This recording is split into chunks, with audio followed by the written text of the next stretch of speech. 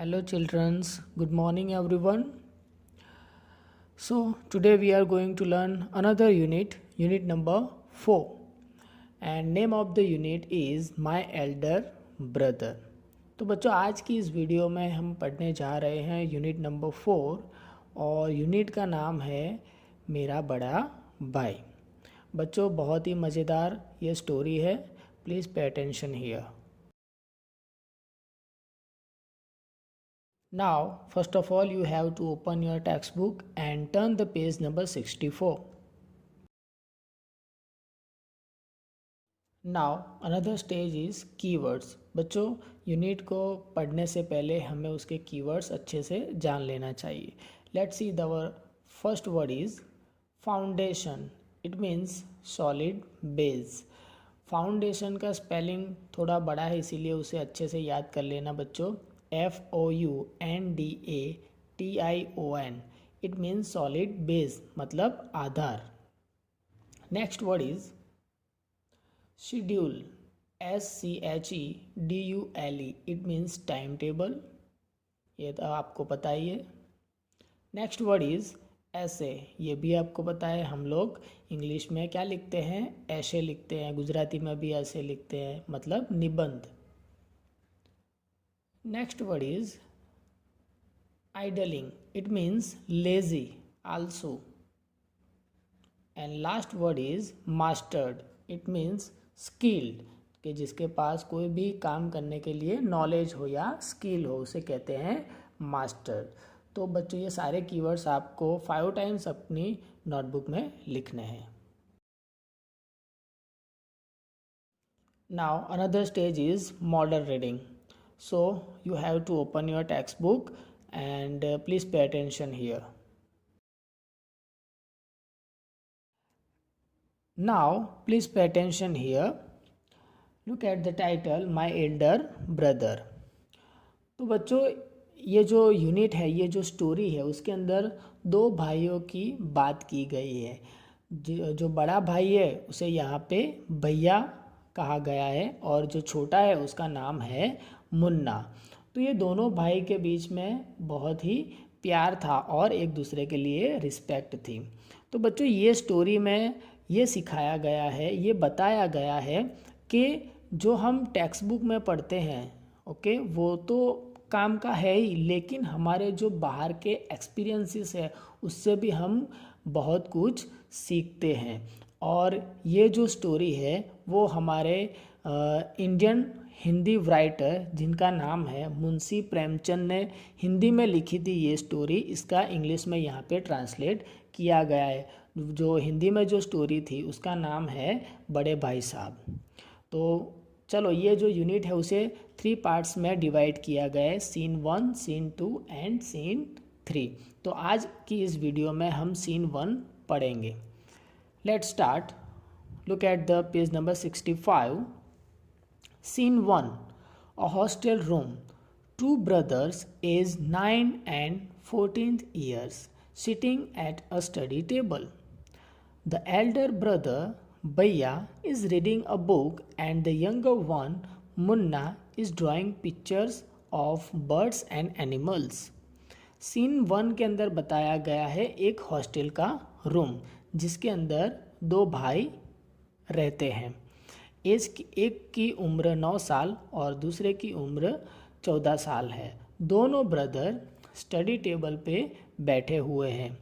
जो बड़ा भाई है भैया वो अपनी बुक रीड कर रहा है और जो छोटा वाला है मुन्ना वो बर्ड्स और एनिमल्स के पिक्चर ड्रॉ कर रहा है. भैया से what are you doing Munna. भैया कहता है मुन्ना तुम क्या कर रहे हो. मुन्ना से आई एम ड्राइंग. मुन्ना कहता है कि मैं ड्राइंग कर रहा हूँ. भैया से when will you study. Where were you in the morning. भैया कहता है कि तुम स्टडी कब करोगे, तुम ड्राइंग कर रहे हो तो स्टडी कब करोगे और तुम सुबह में कहाँ थे. Munna replied turning pale I was playing. भैया how can you sit with a book for hours together. Munna reply देता है.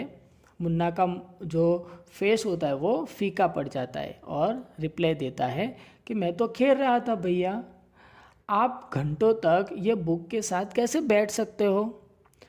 भैया से, that is because I want my foundation in education to be very strong.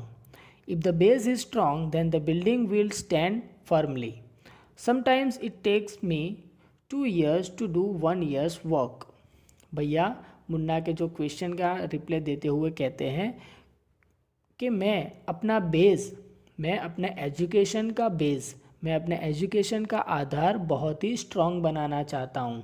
अगर इमारत का जो बेस स्ट्रॉन्ग होगा तो वो इमारत अच्छे से खड़ी रहेगी। तो भैया कहता है कि मुझे 1 year का काम, 1 साल का काम मुझे 2 सालों में करना पड़ता है। मुन्ना से, भैया you are 5 years older than I am and 3 classes ahead of me. I wonder why you keep writing the same word 20 times, one sentence more than 20 times, and copy poems several times in beautiful letters. Munna question करता है भैया को और कहता है, भैया आप मुझसे 5 साल बड़े हो और क्लास में 3 क्लास मेरे से आगे हो। तो भैया मैं जानना चाहता हूँ कि आप एक ही शब्द को, एक ही वर्ड को 20 टाइम्स क्यों लिखते हो और एक ही सेंटेंस को आप 20 से भी ज़्यादा टाइम लिखते हो, और जो कविता है, जो पोएम है, उसको आप सेवरल टाइम लिखते हो। कैसे लिखते हो? अच्छे हैंड राइटिंग निकाल के लिखते हो। तो ऐसा आप क्यों करते हो? ये मुन्ना का क्वेश्चन है। भैया रिप्लाई देता है भैया से, यू नो, तुम जानते हो, studying English is no child's play.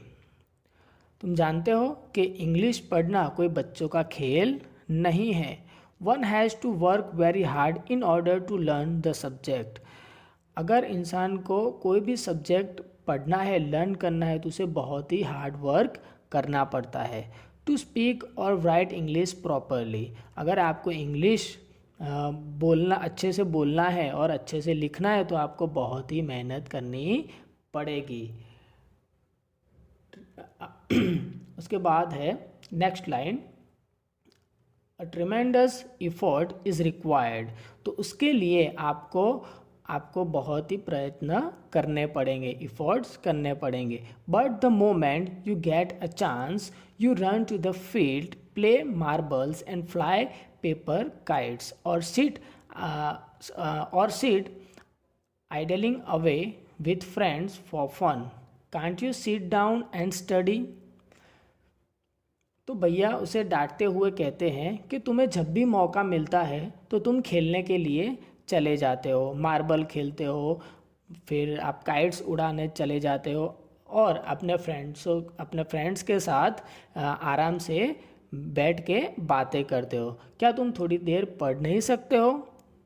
भैया ने जो छोटे मुन्ना जो है उसे डांटते हुए ये कहता है। Please turn the page. Munna से, ओ भैया, there is a big mela in the village today, should we go? Munna कहता है, भैया आज हमारे गांव में मेला लगा है, क्या हमें जाना चाहिए? भैया से, have you ever seen me going to a fair और going to watch a cricket और हॉकी मैच? भैया कहता है कि क्या तुमने कभी मुझे मेले में जाते हुए, क्रिकेट या हॉकी में मैच देखने जाते हुए देखा है? I don't go near them. मैं उनके नज़दीक भी जाता नहीं हूँ। I prefer to study a book. उससे अच्छा मैं बुक्स पढ़ने में इंटरेस्ट ज़्यादा रखता हूँ, मुझे बुक्स पढ़ना ज़्यादा अच्छा लगता है। I don't mind repeating a class for more than 2 years। मुझे कोई भी परवाह नहीं है अगर मैं एक ही क्लास को 2 साल से भी ज़्यादा बार रिपीट करता हूँ। But you might stay in the same class all your life. लेकिन तुम एक ही क्लास में पूरी ज़िंदगी रह सकते हो। Do you expect to pass if you waste your time playing all the time? तुम खेलने में पूरा अपना समय बर्बाद करते हो और पास होने की आशा रखते हो? You are simply wasting father's hard earn money. तुम सिर्फ अपने पिता की, अपने फादर की जो मेहनत की कमाई है उसे बर्बाद कर रहे हो। तो भैया मुन्ना को डांटते हुए ये सब कहते हैं। Munna starts crying on being scolded and सोबिंग sound वाह वाह बा बा हु आर हर्ड। और डांट सुनते ही मुन्ना रोने लगता है और रोने की आवाज़ आने लगती है। मुन्ना से, भैया I feel like running away and going back home. Munna कहता है, भैया मुझे अब घर वापस जाना है।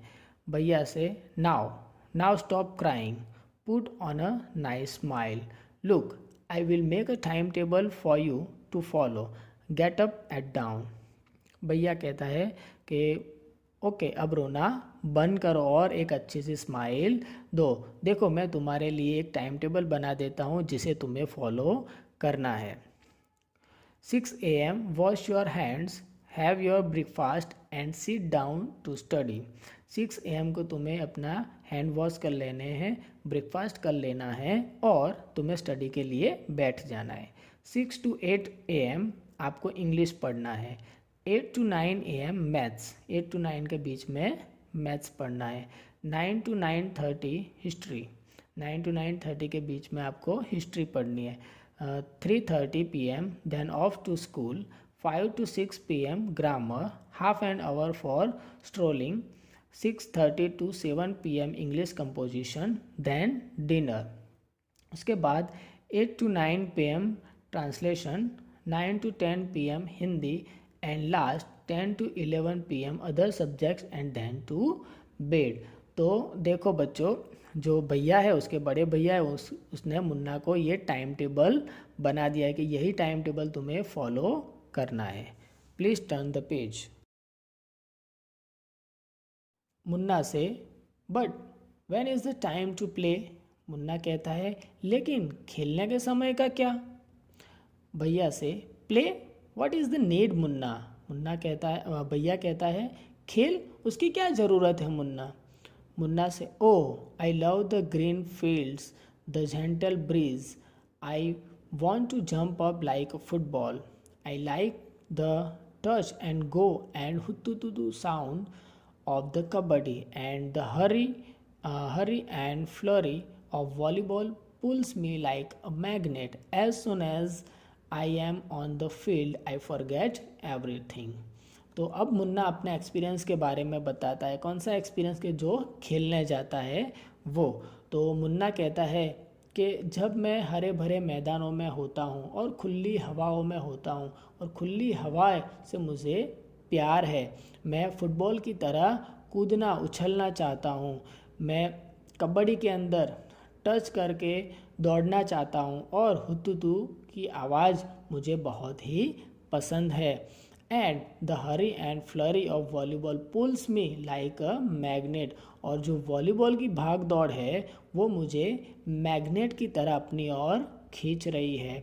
As soon as I am on the field, कि मैं जब तक फील्ड में मतलब हरे भरे मैदानों में होता हूँ, आई फॉरगेट एवरीथिंग, मैं सब कुछ भूल जाता हूँ। I hope you understood the story well. बच्चों आज हमने ये सीन 1 पढ़ा है, नेक्स्ट वीडियो के अंदर हम सीन 2 पढ़ेंगे। Thank you for attention, see you soon, have a nice day.